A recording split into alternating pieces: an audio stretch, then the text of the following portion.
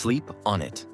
An overview of sleep health after TBI, presented by Anthony H. Lequerica, PhD, Senior Research Scientist at the Center for Traumatic Brain Injury Research at Kessler Foundation. Discover the basics of sleep, why it's important, and how sleep patterns may change after a TBI. Presented on Wednesday, August 6th, 2025. Welcome to the 2025 Summer Brainstorm event. This quarterly speaker series and presentation is sponsored by Kessler Foundation as part of our Traumatic Brain Injury Model System grant, which is funded by the National Institute on Disability, Independent Living, and Rehabilitation Research. It's my great pleasure to introduce Dr. Anthony Lequerica. Dr. Lequerica is a senior research scientist at the Kessler Foundation and a research associate professor at Rutgers, New Jersey Medical School. He also serves as a staff neuropsychologist at Kessler Institute for Rehabilitation. With expertise in quantitative methods and psychometrics, Dr. Lequerica's research focuses on sleep-wake disorders after brain injury and the impact of cultural diversity on rehabilitation outcomes. He is committed to improving neuropsychological testing and cognitive rehabilitation for Spanish-speaking and underserved populations. An active member of the American Psychological Association and the Hispanic Neuropsychological Society, Dr. Lequerica is also co-chair of the Inclusion, Diversity, Equity, and Accessibility Special Interest Group within the Traumatic Brain Injury Model Systems. Today, he will be presenting Sleep on It, an overview of sleep and health after TBI.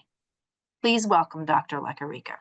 Hello, everyone. I'm going to give an overview on sleep health, and I'm trying to give a very broad overview to kind of give an idea of what sleep is and, just to give you a basic idea on what I'll be talking about today. What sleep is, how it happens, how it's measured, what it does for us. Some research on how sleep may change after brain injury. I'm going to talk about some sleep disorders and some common treatments, and some things that you can do to promote healthy sleep. Some things to keep in mind that, like a lot of the research findings, and this goes for all research, research is important. We try to make sure that all of our studies have like very representative samples that kind of fit the general population of people living with TBI, but also remember that everyone's an individual. So, if you have a particular issue with sleep that doesn't seem to fit or make sense, you should always consult with your doctor about any sleep problems that you may have. And that way they can get you the right kind of evaluation or testing that is, specifically right for you and get you the best treatment tailored to your specific needs. Everyone's an individual. Everyone with TBI, it doesn't mean that everyone's exactly the same just because you have a brain injury, as you all already know. Those of you who are living with TBI well know this fact, but I just want to put it out there. So what is this thing called sleep? So it's a naturally recurring state. It occurs in all mammals and birds, many reptiles, amphibians, and fish.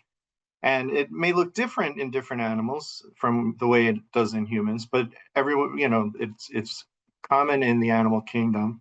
In humans, we have diminished consciousness, relatively suspended sensory activity coming inward, and also a reduction in voluntary muscle activity going outward behaviors and things like that in general. And healthy sleep contributes to growth and rejuvenation of bodily systems, things like your immune system, your nervous system, skeletal, muscular. And healthy sleep helps us to be more alert and refreshed during the day so we can, do better in our day-to-day. So sleep, the way it's composed, they kind of break it down into two different components. There's non-REM and REM. So REM just stands for rapid eye movement sleep. Non-REM is characterized by kind of as you're falling asleep, there's a gradual increase in the depth of sleep. There's a decrease in, paying attention to the outside world. The muscles become more relaxed. The breathing becomes slow. Heart rate becomes slower. And then comes REM sleep, and they characterize this to be a different a different classification of sleep because the way the brain looks in REM sleep is very similar to the way it looks when you're awake. It's very active. Your central nervous system is pretty active during REM sleep, and there's more heart rate variability. And REM sleep is typically what we associate with dreaming. So in non-REM sleep, there's stage one, which is kind of as you're drifting off to sleep. When they look at people's brain waves during this, they see that the alpha brain waves are the highest on this. There's usually slow rolling eye movements. Some people have something called sleep starts, where you kind of like as the brain stops sending, as your body parts stop sending signals, sensory signals to the brain, it can cause feelings of floating or being disoriented. And some people have these startled awakenings during this stage. This may have happened to you in your lifetime. And sometimes people do see fragmented images as they're falling asleep. Stage two, the brainwaves slow down a little more. In the EEG, when they look at brainwaves, they start to show these patterns called sleep spindles and K complex. And heart rate and breathing slows, body temperature decreases. Then we get to what we call slow wave sleep. And this is really the type of sleep that gives you the most restful sleep. It's what we all really, really want to maximize. Unfortunately, I'm sorry to say that this peaks at when you're an adolescent, and adolescents kind of have the best slow wave sleep of your life, and then it kind of decreases as we get older. But we still have much of our sleep is devoted to slow wave sleep, and it's really important. It's restorative. It's what helps you to feel rested and when upon awakening, and it has a pattern that it shows up more in the beginning of the night, which I'll show you another diagram that explains that. And then we have rapid eye movement sleep, like I was saying before, heightened central nervous system activation. It gets its name because your eyes are darting around. During this stage of sleep, it's associated with dreams. So your brain is acting out situations, and you have imagery, sensory things are internally being activated, and your voluntary muscles are actually paralyzed during this stage of sleep. So you don't act out the dream. The only body part that's allowed to move, aside from occasional twitches, get out during this stage, but for the most part, your voluntary muscles are paralyzed, and the only part of the body that's allowed to move are the eyes, which is how it gets its name, rapid eye movement sleep. So your eyes are darting around in response to the stimuli. Your brain is still firing, the motor part of your brain that controls movement is still firing, like when you're running from someone. But what happens is there's a mechanism that inhibits that signal from getting to your voluntary muscles. Sometimes people have a phenomenon called sleep paralysis, where you wake up and you can't move. Usually you wake up out of a dream or a very intense dream. You may not be able to move and for a minute or two, and that's usually because the signal just hasn't gotten through that you're awake, and that what we call atonia, inhibiting the voluntary muscles, is still active during sleep paralysis while you're conscious. So it can be a very frightening experience. If you experience this on a regular basis and it's problematic for you, you may want to consult with your doctor and see if it may be the sign of some other sleep disorder. But basically, these are the stages of sleep. This is what we call a sleep histogram. And basically, along the bottom is just the time of night. And as you go through the wee hours of the morning, you see that the slow wave sleep, you have more of it in the beginning part of the night. And then REM sleep tends to be more of your REM cycles take up more of your mornings, the early morning hours. And this is kind of just a breakdown. The slow wave sleep, what we call deep sleep, takes up about a quarter, REM about a quarter, and then stages 1 and 2. Most of your night is taken up by stage 2 sleep. So sleep, what causes sleep and how is it regulated? Well, there's two processes that, and I know this diagram looks complicated, but I'm going to break it down real simple. There's a sleep-wake restorative process. We call it process S, and then there's process C.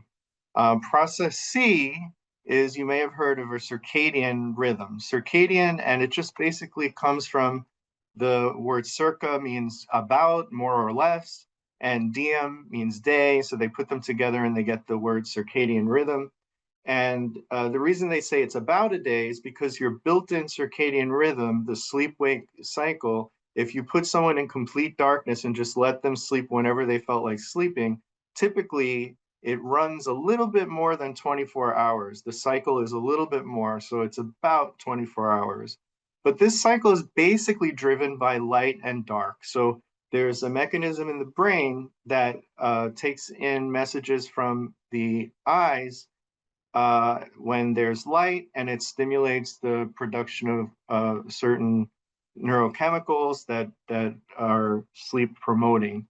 There's other neurochemicals involved for wakefulness, but the one that people always talk about is melatonin, which is created. This is called the suprachiasmatic nucleus. It basically is something that controls this process where light comes in and it stimulates this process. And we'll talk a little bit more about the importance of light and dark and how that can affect you on a day-to-day basis. And then there's the other process, process S. And this one is basically just your sleep drive. And the way to think of this process is if you think of a balloon, and like in the morning, you have a good night's sleep, let's say, and you wake up in the morning, your balloon's completely deflated. As you go through the day, you do your activities, you exercise, you do whatever you have to do during the day. The longer you're awake, that balloon increases, increases, increases. And think of that as your sleep pressure, your pressure that is going to give you a really good restful night's sleep. And basically, the idea of process S is the longer you're awake, the sleepier you get. So eventually, if you try and stay up, I don't know if any of you have ever tried to pull an all-nighter, but there's a point where the longer you're awake, you start to be more and more sleepy. That sleep drive just becomes more and more powerful. And so the longer you're awake, the more this pressure increases. And you need to have a certain amount of pressure built up in order for sleep onset to occur. But not only that, for continuous sleep to occur throughout the night, you need a certain amount of pressure. So this is why they say, napping too close to bedtime, you're deflating your balloon. So you have to make sure. I'll tell you a little bit more about some practices that are good for getting healthy sleep, and that's one of them. And it's because of this process S, you're interfering with that process and you're deflating your balloon before you're able to go to sleep. And you need a certain amount of pressure in that balloon when you get to put your head on the pillow to that point where you're going to fall asleep and then stay asleep through the night. It kind of like the more pressure you have, the more it kickstarts that sleep motor to kind of push you over into the next day. And so, I said excessive napping, excessive time in bed can deflate your balloon. These are all things, even not having enough activity during the day. If you just sit around on the couch all day or, or not mentally stimulated during the day, that can affect this as well.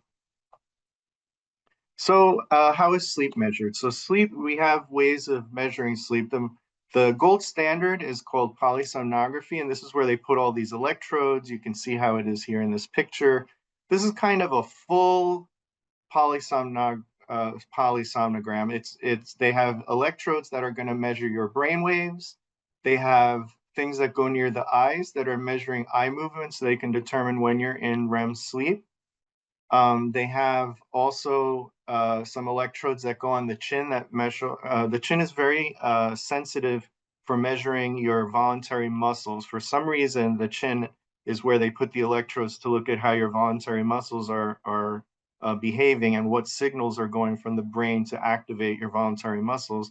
And remember, I said that in REM sleep, you're essentially paralyzed. So that kind of goes flat when someone enters REM sleep and we start to see the eye movements increase. It measures heart function, and they have something called pulse oximetry that goes on the finger to look at your blood oxygen level when they're looking at, they want to see how you're breathing throughout the night. They may put these bands on that measure respiratory effort, and this is kind of how they can determine if someone has sleep apnea and what type of sleep apnea they may have. Is it an obstruction that's occurring where the diaphragm is still trying to breathe, but there's an obstruction and air is not getting through? Or is it another kind of sleep apnea that is caused by a problem with the central nervous system rather than an obstruction? Nowadays, many doctors order home testing. I don't know if any of you may have had to have a home test where they send you home with a device, and some of these devices, one device is just kind of a headband that goes around your head and something that goes on your finger to measure your oxygen level throughout the night. Another one is where you wear it on the wrist, and it also has the thing for your finger. Basically, this is looking at whether your blood oxygen goes down during the night if there's any problem with your breathing. And in many cases, if that turns out to be a test that shows there's a problem, then they may have you come into the lab. So sometimes doctors have started to do this home testing as a screener to see if there's a need for someone to go into the lab. And then in the lab is where they will do a more extensive testing to see what's going on. Other methods that we use for this, if we want to measure sleep-wake cycles over a long period of time, the polysomnogram is not a great option. It's not, with all those electrodes, it's too cumbersome. So we use something called an actigraph, which is kind of, it's like a Fitbit does a similar thing. It measures motion. The ones that we use in research and clinically are much more extremely sensitive. It gives a much wider range of information to the clinician, and it can collect information over time, long periods of time. You can look at sleep-wake cycle issues, and some of these also measure light intensity, so we can look at how people are exposed to light and how that affects their sleep. We also use sleep logs where we have people just track their sleep-wake behavior over time. What time did you get into bed? Rate how restful your sleep was in the morning. So this is a little more dependent on, the actigraph, the person doesn't have to do anything. The sleep log takes a little more effort and reminders to be remembered to actually write the things down so that we have the information.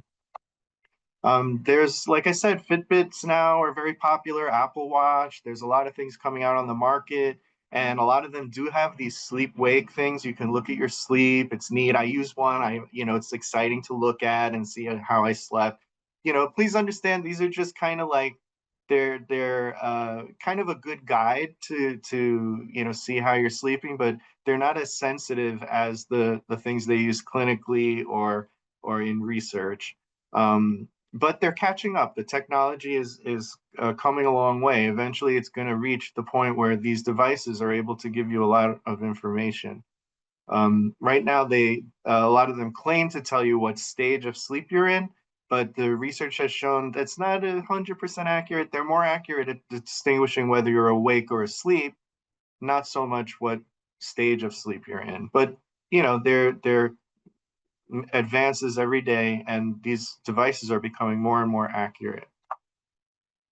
So I'm going to talk about why sleep is important. One thing is we know that a lot of processes happen during sleep to enhance, things like memory, and one type of memory is motor learning. So this is when you're learning a skill, and it's important for rehabilitation. In many cases, after someone may have had a stroke or a brain injury, they may have to learn how to use their fine motor skills again, like learning how to button a shirt, how to use a fork, a spoon, a knife, improving coordination. So there's a line of research that has been around for a while, and we wanted to look at this in traumatic brain injury and see if a nap after a period of training can enhance motor learning.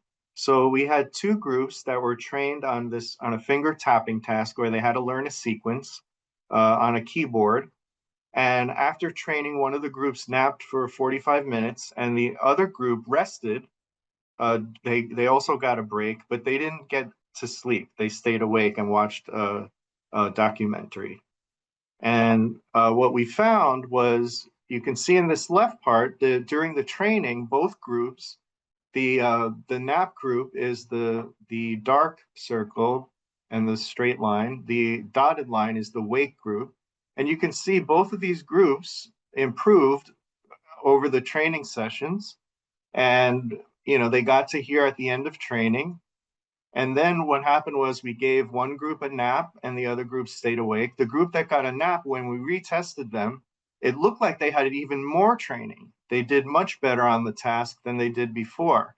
Whereas the group that just was able to rest, they kind of were, didn't change much from where they were before. So this kind of showed that the nap had an effect of enhancing the learning effect. And so when we looked at what was going on in the brain, what it basically showed was that there was better learning in the nap group, and their brains didn't have to work as hard as those in the rest group. So in certain areas of the brain, there was higher activation in the rest group when we did the retesting, which showed us that those parts of the brain were working really hard. And those are parts of the brain that have to do with attention and focus and kind of monitoring your errors and things like that. The ones who had the nap, those parts of the brain didn't have to work as hard. So it basically shows that learning took place during that nap.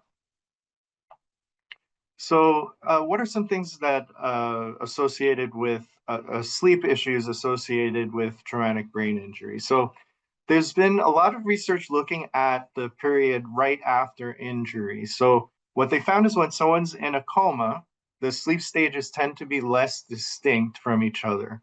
And as the sleep cycle tends to become more, together, things start to come together, and it parallels recovery. As people emerge from coma, there's much more sleepiness during the day, but eventually the sleep-wake cycle gets more regulated. And the sooner the sleep-wake cycle does look regulated, the better the outcome. So what they found is, some of the things that they find on the EEG, like the sleep spindles that I showed you before that are in stage 2 sleep, once those start to show up in the EEG, that's a good sign. There's normalized levels of certain neurotransmitters that are important for sleep. And the sooner these things are witnessed after the injury, they've been associated with a much better recovery. Sleep-wake cycle disturbances, which I will abbreviate as SWCD, they're very common after brain injury. There's a wide range of estimates. That some studies have said 30% more, some have said 70% in individuals with traumatic brain injury. One study found that 46% of individuals after brain injury fit the diagnostic criteria for a sleep disorder.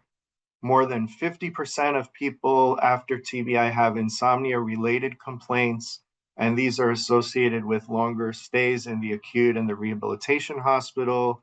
There's been studies showing that this is related to more depression and anxiety after brain injury. There's another study that showed that the number of days of confusion after injury has been related to the sleep-wake cycle disturbances. Like I said before, the early recovery of a normal sleep-wake cycle is associated with a really good prognosis. One of the things that happens with sleep-wake cycle disturbances is a lot of them become chronic or long-lasting, and many of them go undiagnosed and untreated if people don't know what to look for. And the consequences of these, we all know. When we don't get a good night's sleep, we start to have issues. There's difficulty concentrating, slow reaction time, impaired problem solving. It can lead to safety issues. And these problems can interfere with neurorehabilitation and recovery. They can interfere with our relationships with others by the effect that it may have on our mood and our ability to interact with others and manage our emotions. And it can interfere with things like return to work or school. And, sleep for, just about anyone who doesn't get a good night's sleep will have issues with thinking skills. But if you are someone that may have some cognitive issues or trouble remembering things or thinking because of a brain injury, the sleep issues can make things worse. So one of the things that has been looked at after traumatic brain injury is melatonin. Melatonin is one of those things I mentioned earlier that is associated with the sleep promoting. It's a sleep promoting substance found in the brain. And so people with TBI have been shown to have decreased sleep efficiency at night and lower evening melatonin production compared to the general population without TBI. So some of the treatments for this, there's, over-the-counter melatonin, and there's also medications that stimulate the same pathways, and they've been shown to be effective in individuals with TBI. These medications and melatonin, they use kind of natural pathways that are in the brain, neurobiochemical sleep-wake pathways, and they're less likely to cause daytime impairment, and the risk of abuse is lower in these medications compared to some of the other medications that are often used for sleep. Another study that we did look at something called Ramelteon, which is a prescription version of melatonin. Studies since this study, this was done a few years ago, studies since then have shown that melatonin has a very similar effect. But one of the things that was very interesting in this study was we had people take this medication for 3 weeks, and it took an entire week for the medication to really start working. Now, this could be for a number of reasons. One thing, sometimes it takes a while for your blood level to reach a certain critical level that will be effective. The other reason for this is that this works through your brain's circadian rhythm, which means the exposure to light and dark. So if you're taking something that is really working through that mechanism, it sometimes will take your brain a while to get entrained to that light-dark cycle to the point where it'll have its maximum benefit. So after a week, we started to see benefits. And then after the 3 weeks, we retested people on these some cognitive tests, and we found that cognitive functioning improved after the 3 weeks of use.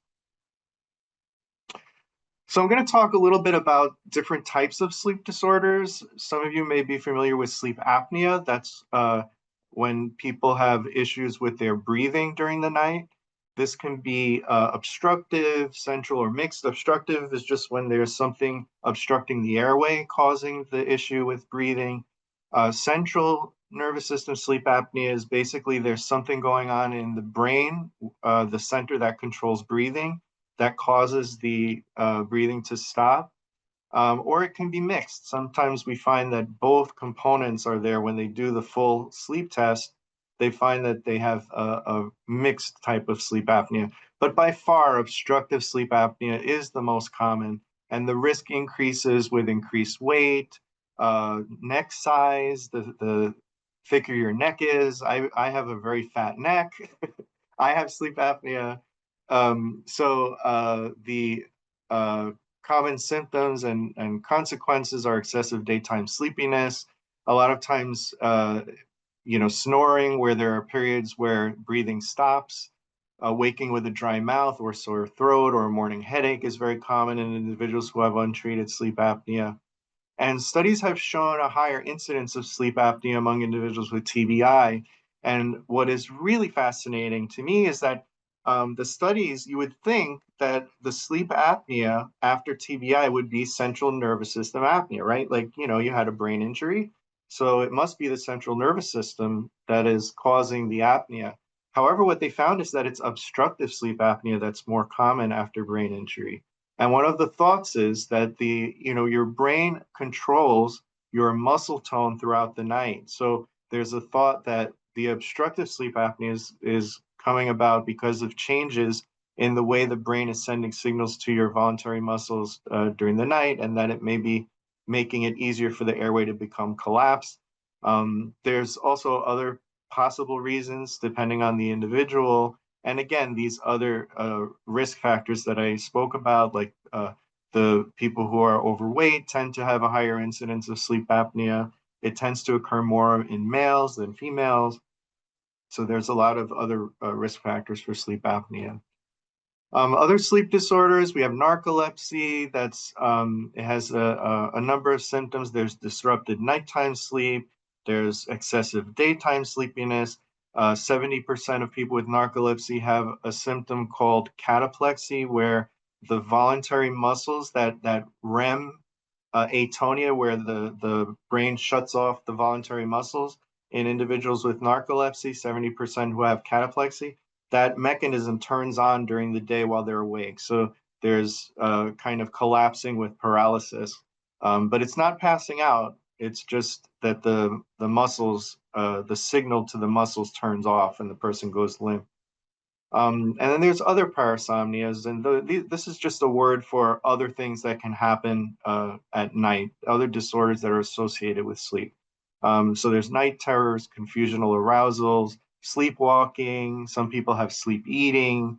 They'll wake up and find that there's crumbs all over their bed. They went to the refrigerator, left it open, and didn't even realize it. Bruxism, tooth grinding, periodic limb movement disorder, and restless leg syndrome. And then there's REM behavior disorder. REM behavior disorder is kind of the opposite of that REM paralysis that I was talking about before, where in some people, when they're dreaming, they have, what's supposed to happen and your muscles are paralyzed during that stage of sleep. People with REM behavior disorder do not have that intact. And what happens is they start acting out the dream. So there's very violent flailing around in bed. Sometimes you find, the bed partners complain they're getting punched in the face because the person is, overly active during their sleep. And this is something that is often seen in Parkinson's disease and some associated disorders that are associated with Parkinson's disease. Circadian rhythm disorder is just a disruption in the sleep-wake cycle. And then we have insomnia, which is probably the most common. So I'm going to talk a little bit about insomnia just because it is so common. It's basically either a difficulty falling asleep, staying asleep, disrupted sleep, early morning awakenings, or sleep that is non-restorative, where you wake up feeling like you just haven't rested at all. The difficulty has to be at least 3 times a week, lasting 3 months to be officially diagnosed as insomnia and cause distress or problems at work, school, or relationships. And some important things about insomnia is this problem happens despite adequate opportunity for sleep. So this doesn't count for people that are pulling all-nighters or that have intentionally changing their sleep schedule to fit their whatever they want to get done. And the other thing is that this problem is not better explained by another sleep disorder, because there's a lot of things that might mimic insomnia that is not insomnia. And it's important to get those things checked out first before someone will give the diagnosis of insomnia. So the prevalence in the general population, about 10 to 15% of adults suffer from chronic insomnia. An additional third have transient or occasional insomnia. Many of us from time to time might find that we have a little bit of insomnia here and there. Approximately 90% of primary care patients in the general community report it.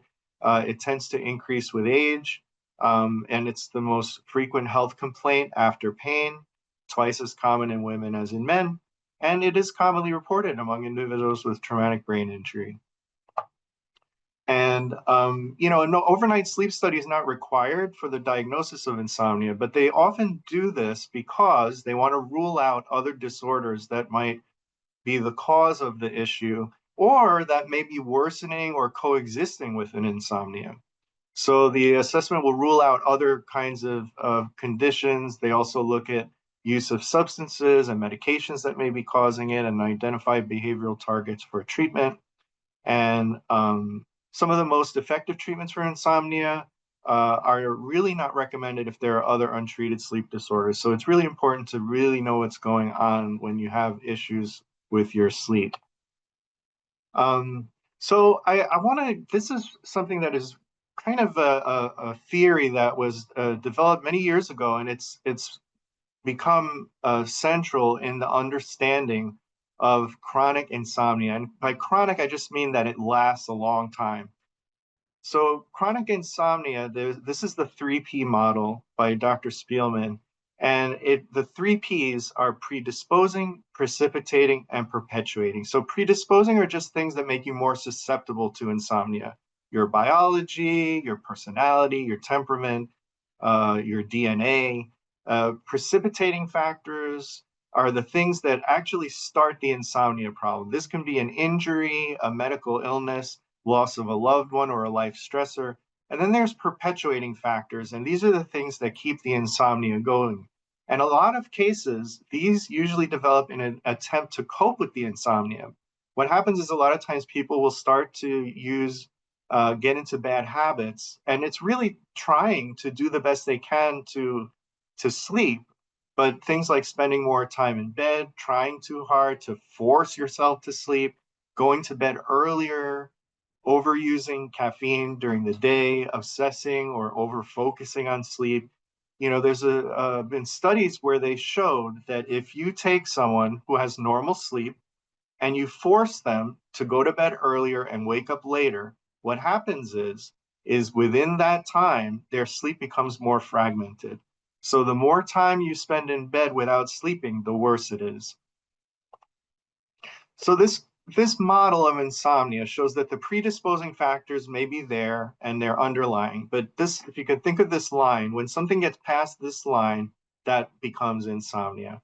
So a lot of people have predisposing factors that never become insomnia. They just are never triggered or whatever. What happens is these precipitating factors, medical illness, loss of a loved one, job transition, these stressors may have a cumulative effect and they cause someone to have insomnia. And so this pushes it across the threshold. So now we have these predisposing factors and then the environmental stressors, and now the person has insomnia. What happens is people start to exhibit these compensatory behaviors, trying to sleep, trying harder to sleep, going to bed earlier, sleeping in on the weekends, taking more naps, sleeping outside the bedroom, using more stimulants, decreasing daytime activity, obsessing and over-focusing on sleep. What happens is these perpetuating factors often become the driving force. Where they start as something to combat the insomnia, they eventually take on a life of their own, so that the precipitating factor, even when the person has some recovery from those factors, and that goes below the threshold for insomnia, those perpetuating factors start to take over and keep the insomnia going. And this is very common in the field of insomnia treatment and research. So there's a type of a treatment for insomnia. It's called CBTI, Cognitive Behavioral Therapy for Insomnia. And what it really does is it addresses these factors, and it's been found to be extremely effective. So these maladaptive coping strategies for sleep disruption can lead to that process S that I was talking about, that sleep drive. It can really disrupt that, and it could also disrupt your circadian rhythms. So the improper sleep scheduling due to inconsistent timing, sleeping outside the optimal window. They call these chronotypes. Basically, it refers to whether you're a morning person or a night person. And if you sleep outside of if you try to go to bed too early and you're a night person, it often doesn't bode well for you. Or if you try the opposite, sleeping within your preferred time frame is important. It can cause excess arousal, things like poor sleep habits, irrational beliefs start to form about sleep, anxiety, and what we call conditioned arousal. Your habits start to affect your anxiety and how your central nervous system is reacting to the situation. So cognitive behavioral therapy is basically it's a whole group of therapies that are used for so many different things, from depression and anxiety to all kinds of things. And they found it to be really, really effective because it helps people to change their behaviors and their thoughts and emotions. The emphasis is placed on current behavior and patterns of thinking. It's based on the idea that many emotional and behavioral reactions are learned, and the goal is to help unlearn these behaviors. And there's usually homework involved, things that you have to do, or exercises that you have to do throughout the week between sessions. It's usually very brief and very effective. So CBTI, where they add the insomnia part to it, it's specialized form of cognitive behavioral therapy for insomnia.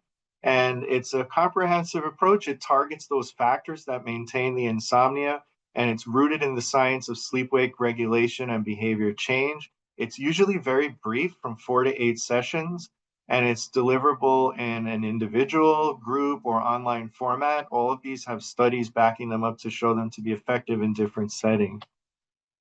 So it's been shown that 70% of people experience full remission of the insomnia or a dramatic reduction in symptoms, and that's in an improved sleep at the beginning of sleep, better able to fall asleep, better able to stay asleep throughout the night. Short term, it's just as effective as medication, but it has more long-term benefits. Medication, usually you have to be on it until your insomnia resolves, or you just keep taking the medication to help you sleep. With this, because you're changing your behaviors and you're really affecting the core issue of what's driving sleep or the lack thereof, it is really effective in the long term, and it's been found to be more effective than medication in the long term. So just as effective in the short term, but have better long-term effects. And so it's recommended as a first line of treatment by the American Academy of Sleep Medicine and National Institute of Mental Health. So why is it so effective? It's basically a combination of treatments. So there's years of research into different treatments for insomnia. And they found that there's these components that are really effective, and there's studies on them alone. Things like sleep restriction therapy to reset the sleep drive, stimulus control, addressing conditional arousal and poor sleep habits, arousal reduction, things like relaxation training and strategies to reduce your level of arousal and anxiety at night, and cognitive restructuring for maladaptive patterns of thinking or beliefs about sleep.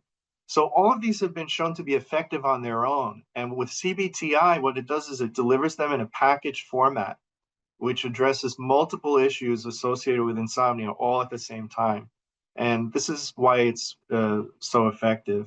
A handful of studies have shown that CBTI is effective for post-TBI insomnia, and the research is growing in this area. It's still being looked at.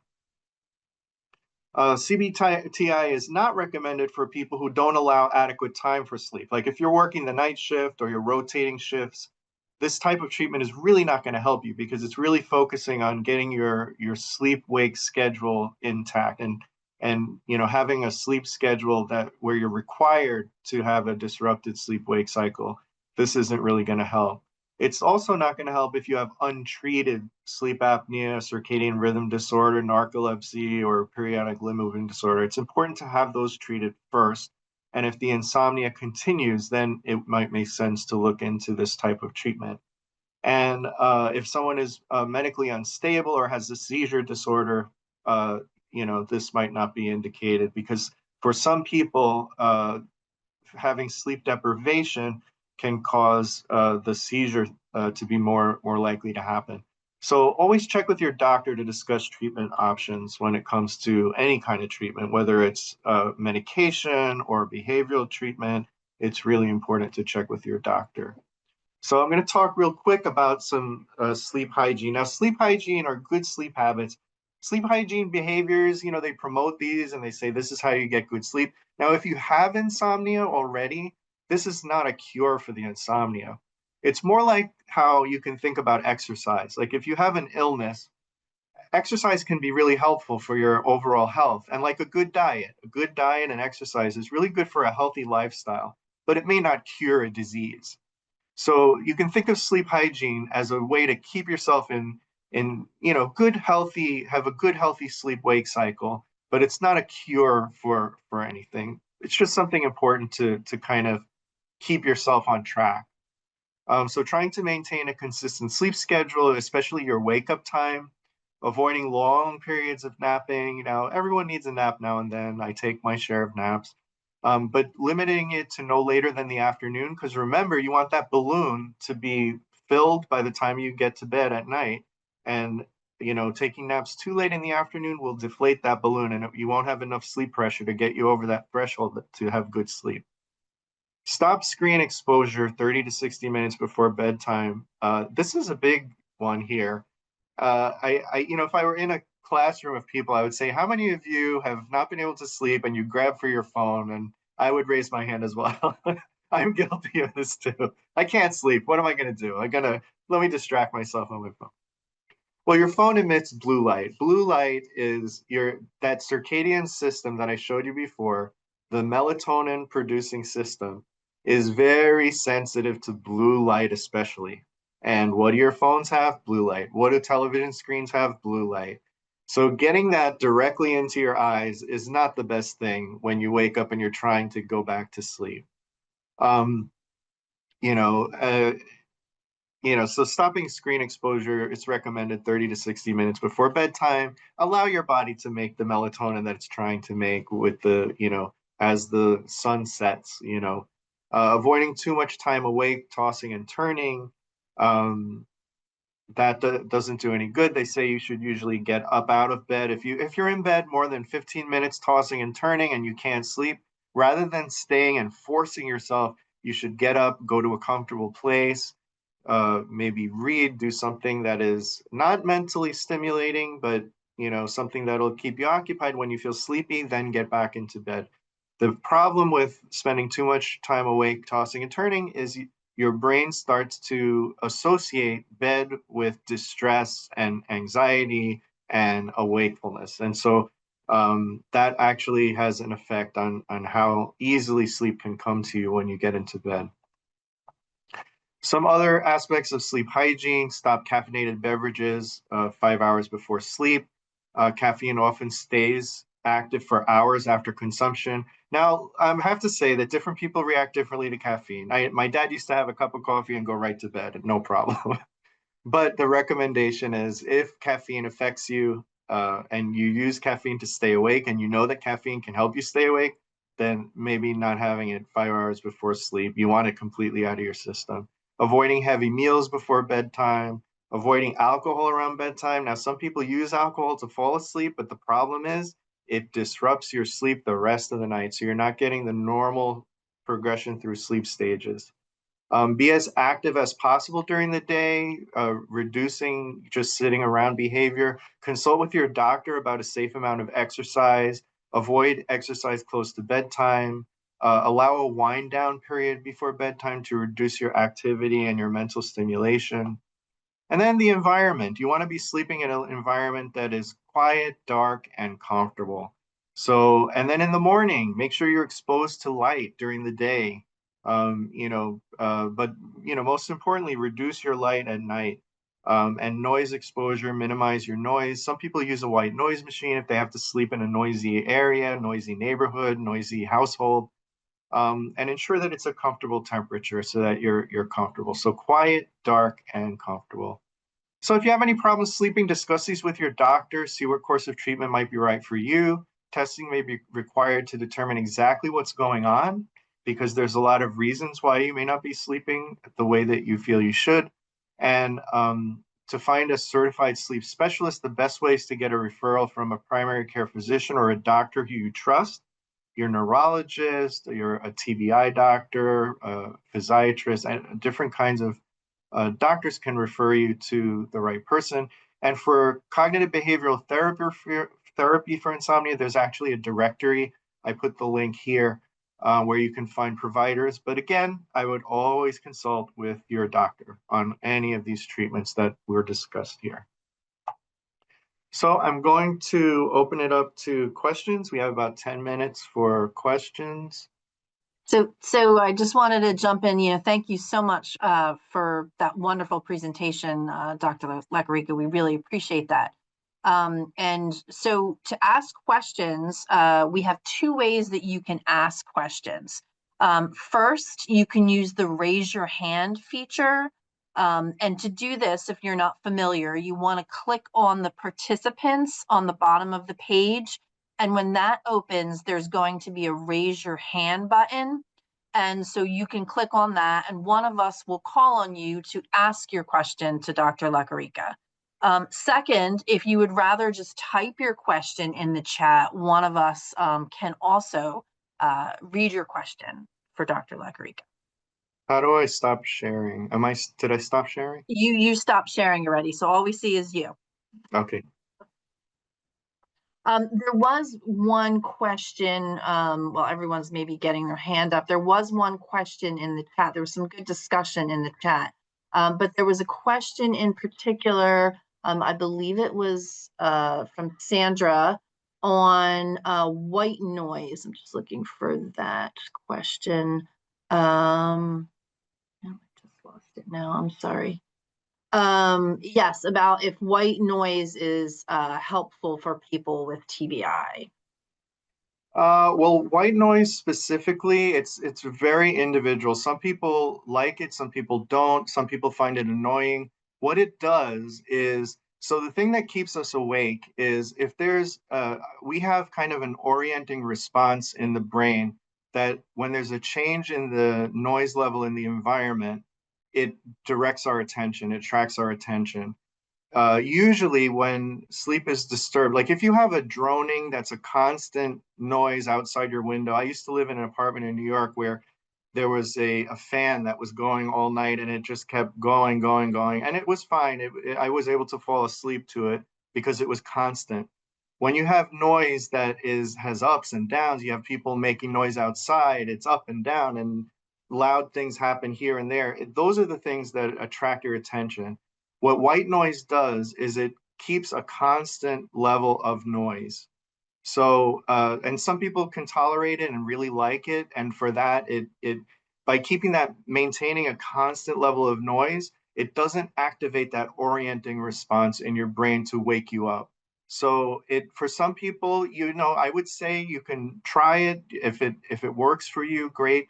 But it on its own, I would only say that it is helpful when you are in a noisy environment where there's uneven types of noise, like people screaming, talking, noise level going up and down. Those are the things that are going to pull your attention.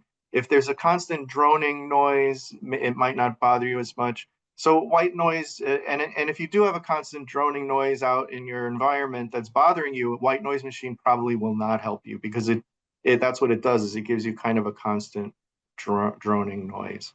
Great, thank you. Arthur has his hand raised. Arthur, would you like to ask your question now? Sure. Thank you very much. Excellent presentation. Two questions. I was diagnosed with sleep apnea. I think misdiagnosed, but in any event, a 24-hour sleep with running up and down the crazy bed. So of course I didn't sleep well. Anyway, so I have a CPAP machine. Any suggestions relating to, I have insomnia and the sleep apnea machine, whether there are any advice related things regarding the CPAP machine not bothering you.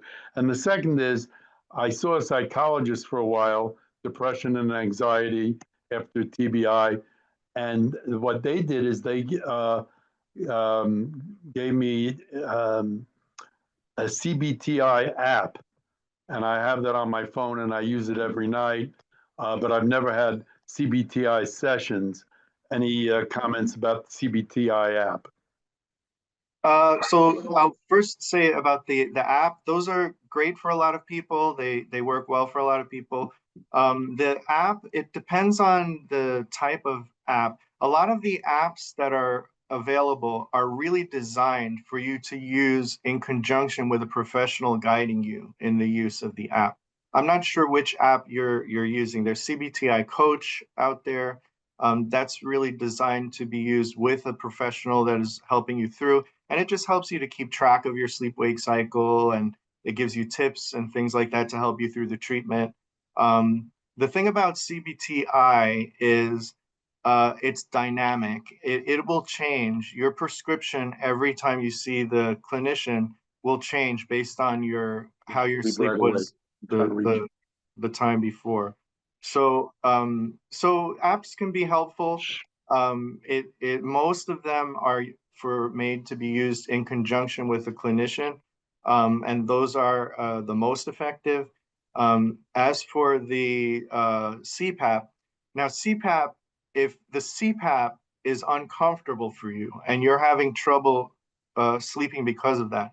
Now, one thing I have to say is CPAP there's an adjustment period. When you first get it, there's an adjustment. If you're past that period, if you've tried it regularly for a month and you're still having issues, you have to really communicate with your provider.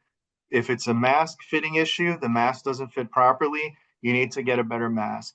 If it's, whatever the issue is, if the pressure is too much and you can't tolerate it, there's something called a ramp where they ramp up the pressure as time goes on. Maybe your ramp needs to be changed. Usually having all the pressure at once is too overwhelming. So usually for me, at least, I use the CPAP as well. The ramp has been set by my doctor to be gradual, so the pressure isn't all at once. So by the time I fall asleep, the pressure is at its maximum and it doesn't blast me with pressure, right from the get-go. So there's a lot of issues with comfort with the CPAP that it's really important to communicate to your doctor what the issue is and be as specific as you can. If it's that it's not fitting well, they can try a lot of different types of mask. Is the mask leaking? Is sound coming out because the mask isn't fitting you well? Is and the masks have come a long way. They now have technology where you don't have to have it as tight on your face. I used to have all these lines on my face from having the mask so tight. Now they have these masks that just the pressure keeps the mask sealed to your face. And I have a big nose. I don't know if you could see my nose there. So I had to go through a few trials until I got a proper fitting mask, but that was a big deal. So whatever is getting in the way of you using the CPAP, and it's really important because CPAP is the #1 most effective treatment for sleep apnea. And you may have, I don't know how severe your sleep apnea is, but when you are losing oxygen to your brain, even in tiny bits, it's not life-threatening. Most likely you are not going to die because you stop breathing at night. That's not the issue with sleep apnea. It's that you're having hundreds of these episodes, depending on the severity, a night, and it's disrupting your sleep. You're not getting continuous sleep because you're waking up. Your body's waking you up to breathe because your body has that survival instinct. So it's an issue of disrupting your sleep, getting proper oxygen to the brain. It's like I said, you're not going to die from it overnight, but what research has shown that when it goes untreated, there's so many consequences, and they're all cardiovascular, which is really important for brain health. So, anything that's important for the heart and lungs is important for the brain. So, really, I think checking with your doctor is important. Excellent, thank you. Mhm. So we have about a minute left, but Shelley had a question. So Shelley, if you would like to unmute and ask your question. Hi, can you hear me? Yes, hi. Okay, so I'll try to be quick. I guess this is not normal. Before my TBI, I've never needed a lot of sleep, and I'm always like on the run. And since my TBI, I don't remember how long it's been, but that this is that I almost always wake up, don't get out of bed, but it's around like maybe 3 something, then I go back to sleep, then like around 5, go back to sleep, and then finally it's like, okay, the sun is out, and I'll just stay up now. So is that considered not normal? I don't know. Well, do you feel sleepy during the daytime? No, I usually just I'm fine, and like I just tell people like I'll just keep going until I hit a wall. Yeah, well, we don't want to you to hit a wall. If you know where that wall is, I would say you should rest before you hit the wall. But I think you have to listen to your own body. If you're falling asleep during the day at inopportune times, if there's even if your sleep, what you just described to me, is causing you distress, that's something you should definitely speak to a doctor about. But if you know, different people have different sleep schedules. Whatever works for you, the most important thing is that you're, you know, not showing symptoms during the daytime of excessive sleepiness or problems to, you know, that have to do with lack of sleep. Right. So, could it be something that is also associated with cognition? I'm sorry? Is it something that could also affect me behaviorally, like being impulsive or irritated or something like that? Definitely lack of sleep can cause increase in irritability. It can cause you to not be at your best. Have you had, you know, with something like this, I would say you really have to monitor yourself. Have you had a good night's sleep and, you know, after your injury recently, where you've gotten a really good night's sleep and you know what that is and how you function during the day? That should be your goal, you know, to have what's that? I think there might be some background noise. Oh, okay. I'm sorry. Yeah. I would say, you know, monitor yourself. If this is happening and it's uncharacteristic for you and you feel like it is you know, caused by sleep, definitely irritability can cause you know, lack of sleep in anyone can cause increase in irritability, even your ability to regulate your mood and things like that. So, you know, I would say if you are distressed by this, to consult with your doctor. Thank you. Unfortunately, that's all the time we have for questions today, but we really want to thank Dr. Lequerica for his presentation today. And thank you all Thanks for having me. Want to get involved? Whether you're interested in participating in our research remotely or in person, we'd love to hear from you. Check out the links in our program notes to learn how you can contribute to advancing brain injury research.